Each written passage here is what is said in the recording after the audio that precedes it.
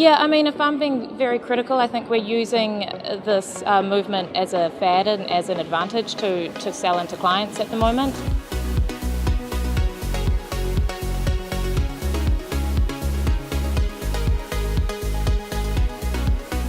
There's been a lot of talk about how there's a sort of a fad around gender equality, which is something that is just extremely painful for me to hear. It's not a new issue, and it's certainly not a fad. It's an ongoing issue that we face on a day-to-day level as women, and I'm sure as many men as well. When we talk to brands and clients, we're really starting to find some really amazing campaigns and creativity around such things as gender equality.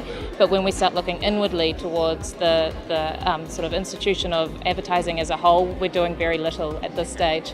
And I think a lot of that is not sort of big grand gestures, it's the minor, the everyday, the unconscious bias of people, and I think that's sort of where we really need to start looking at change, is those smaller areas, because we spend a lot of time thinking about what could be considered an actionable change and sort of very practical things. I think at the end of the day, one of the biggest is to make sure that this conversation is an inclusive conversation, that men are welcome and invited to the conversation just as much as women.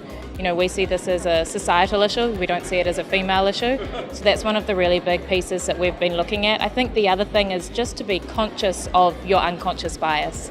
And that is very much just thinking about how what you're about to say is going to be interpreted, and sort of just taking note of that.